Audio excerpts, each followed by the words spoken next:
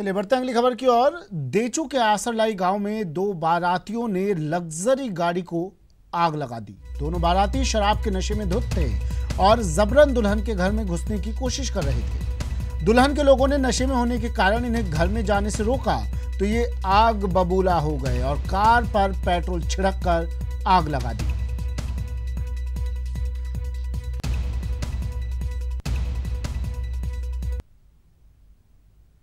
तो तस्वीरें दिखा रहे हैं आपको किस तरह से इन नशेड़ी बारातियों ने इस वारदात को अंजाम दिया। जब इन्हें लड़की वालों ने, दुल्हन पक्ष के लोगों ने घर में जाने से रोका तो ये क्रोधित हो गए, गुस्सा हो गए, नाराज हो गए और उसके बाद इन्होंने अपनी नाराजगी पर कुछ इस तरह से प्रतिक्रिया दी। एक लग्जरी गाड़ी खड़ी थी बाहर, उस पर इन्होंने पेट्रोल छिड़का और आग लगा दी।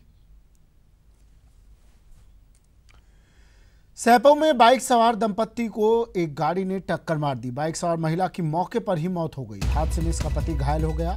इसकी हालत गंभीर होने पर जिला अस्पताल रेफर कर दिया गया। महिला का शव पुलिस ने मोर्चरी में रखवा दिया है। पति पत्नी शादी समारोह में भाग लेकर लौट रहे थे, तभी ये हादसा हो गया।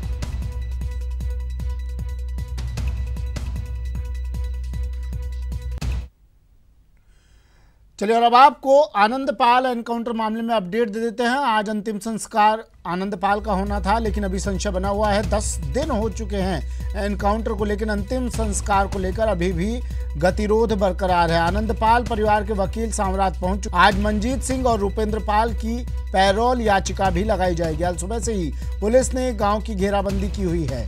अंतिम संस्कार पर शाम तक कोई फैसला निकल सकता है। देर रात लाडनू थाने में अधिकारियों की भी बातचीत हुई है। आईजी, कलेक्टर, एसपी सहित कई अधिकारियों में बातचीत हुई और बात हुई कि किस तरह से अब इस मामले को सुलझाया जाए। पुलिसकर्मी मौजूद है वहां पर। कल अंतिम संस्कार होना था आनंदपाल का, लेकिन अभी ये मामला थोड़ा पेचीदा नजर आ रहा है। प्रशासन समझाइश करेगा गांव वालों से और आज अंतिम संस्कार किया जा सकता है।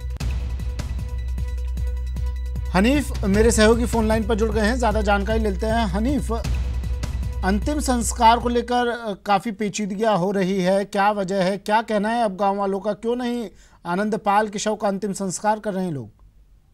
ये होगा कि आज क्या फैसला हो पाता है शाम तक। बिल्कुल हनीफ, मतलब ये पूरा मामला देखकर तो कुछ ऐसा ही लगता है कि मामले को सुलझाने की कोशिशों से ज्यादा इसको राजनीतिक रूप देने की कोशिशें ज्यादा हो रही हैं। जी बिल्कुल, राजनीतिक रूप तो ये पहले दिन से लिए हुए हैं। कुछ लोग यहाँ आते हैं और धरने को प्रदर्शन को संबोधित करके निकल जाते हैं और फिर दूसरे नए लोग आ जाते हैं। लेकिन आज जो स्थिति है उसमें ये बताया जा रहा है कि करनी सेना के संरक्षक काफी कार्यकर्ताओं के साथ, एक काफिले के साथ गांव में आ सकते हैं और इस दौरान हो सकता है कि हंगामा भी हो जाए। और हमारी आनंदपाल के वकील जो कल शाम को यहाँ पे साम्राट आए थे, उनसे बात हुई है तो उन्होंने ये बताया कि जब तक तो विक्की की पैरोल पर बहस नहीं हो जाती, उनकी पैरोल नहीं हो जाती, तब तक अंतिम संस्कार को लेकर सस्पेंस बरकरार रहेगा, अंतिम संस्कार नहीं किया जाएगा। लेकिन हनीफ, आनंदपाल का शव बताया जा रहा है बिना बर्फ के, बिना डीप फ्रिज के रखा है, तो ऐसे में कहीं ना कहीं इससे आनंदपाल के शव में भी दिक्कत आ सकती है और इससे क्या कुछ कहना है उसके परिवार वालों का आनंदपाल के?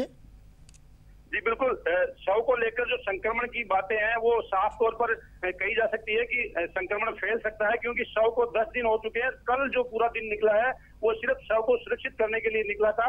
आनंदपाल की माँ, उसके भाई रुपेंद्र पाल की पत्नी, वो आनंदपाल की बेटी पूरे दिन। चलिए शुक्रिया हनीफ तमाम जानकारी के लिए। तो आनंदपाल के शव का अंतिम संस्कार कराने को लेकर अब भी गतिरोध बरकरार है। प्रशासन समझाइश में लगा हुआ है। अब देखना यह है कि आज अंतिम संस्कार हो पाता है या फिर नहीं। हालांकि आनंदपाल के शव को बर्फ में रख दिया गया है। प्रशासन जिस तरह से कल कह रहा था कि संक्रमण फैल सकता है इससे, लेकिन आज अब बर्फ में रख दिया है आनंदपाल के शव को और अब समझाइश की जा रही है। आज कोई फैसला आ सकता है।